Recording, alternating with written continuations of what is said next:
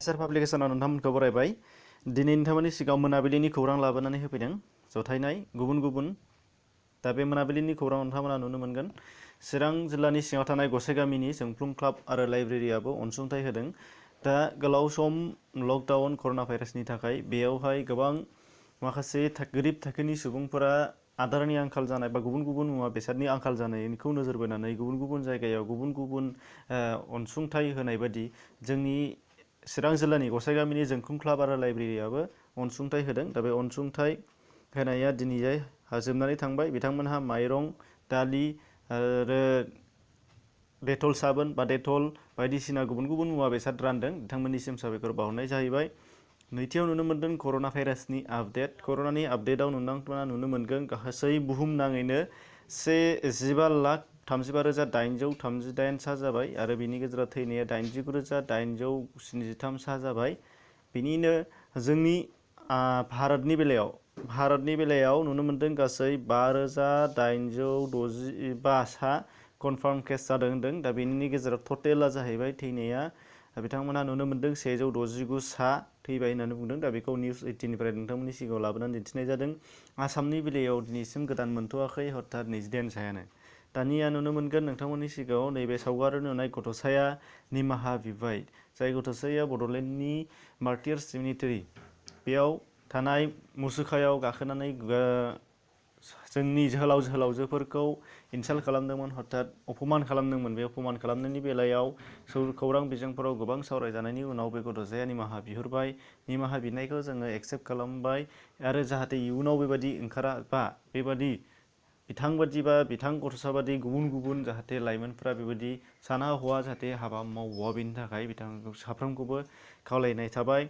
आरो नैबे बिथाङा जुदि नेक्स्टआव आरो नांबावोब्ला बेखौ रायजो राजाफोरा गोबां साजा होनो गोनां जागोन बेखौ बुंखानाय जाहैबाय। मानो होनबा बेबायदि बांद्राय इनाय खामानि मावनाया जोंनि बर' हारिनि थाखाय जोबोद दुखुनांथाव जानानै फैदोंमोन। बयबो सावरायसोदों। दा बिनि उनावहाय नुनो मोनगोन जोबथारनायाव ओइस फार्स्ट इयारनि एग्जाम 2020 जाय फंबाय बिनानावमोनहा आंनाव बार बार सोंहरबाय थादोंमोन। नोंथांमोना मिथिखाबायबो जानो हागौ, अब्लाबो खिन्थानो होनो लानाय जादों। भाइरासनि थाखाय भाइरासनि थाखाय फावसायनो गोनां जानाय एग्जामा नोंथांमोननिया जानाय नंला होनदों। बे खाथां जाबाय। अब्ला नोंथांमोनहा रंजानायनि जोबोद बाथ्रा नङा बेयो। नोंथांमोनहा दा दावहा नांनायनिसो थियारि जानानै थानांसिगोन। बे जाहैबाय नैथि अर्थात सेकेन्ड इयारनि थाखाय नोंथांमोनहा फरायनायनि सुबिदा लानांसिगोन। फार्स्ट इयारखौ नोंथांमोनहा बारग'लांबाय, जोबोद मोजां जाबाय बियो। नाथाय मानो गाज्रि नोंथांमोननि थाखाय बेखिनि बाथ्राया जाहैबाय फार्स्ट इयार नोंथांमोनहा जा फरायनांगौ दंमोन, जा मिथिनांगौ दंमोन, नोंथांमोनहा बेखौ मिथिलांनाय नंलिया। आरो जायफोर जेंनाफोरजों नोंथांमोनहा बे बोसोराव पेस जागौमोन फार्स्ट इयारनि थाखाय, बेखौ नोंथांमोनहा बेखौ मोननाय नंलिया।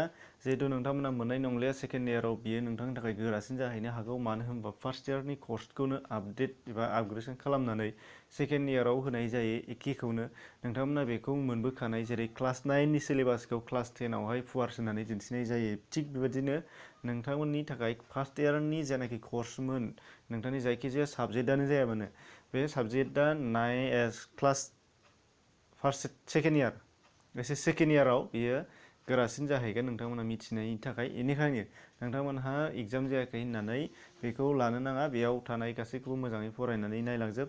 एग्जामनि बेलायाव मा मा फैथावनो हागौमोन, नोंथांमोनहा गथि गथि फरायगौमोन। मानो होनबा एग्जाम गैला होननाय लोगो लोगो फुरा हगारसारनानै होनाय जायो। दा क्लासआ लाबोजोब्बायमोन बा एग्जाम जाफैजोबसिगौमोन, नाथाय एग्जामनि बेलायाव जानाखि मोननांगौ गियान बेखौ नोंथांमोनहा मोननाय नंलिया। बेनिखायनो रंजानायनि नङा बांद्राय, नोंथांमोनहा गोसो हमथानानै सेकेन्ड इयारनि थाखाय थियारि जादो आरो कमप्लिट फार्स्ट इयारनिखौ मोजां बुजिनानै लांफाजोब आरो सेकेन्ड इयाराव अब्लासो गोरलै जाहैनो हानाय जाहैगोन। दा बेखिनि खौरांमोन नोंथांमोननि सिगाङाव। चेनेलाव गोदानै फैदोंबा साबस्क्राइब खालाम, नटिफिकेसन बेल थुब्लानो जाबाय आरो नायनायनि थाखाय नोंथांखौ साबायखर बावबाय। गोजोन्थों।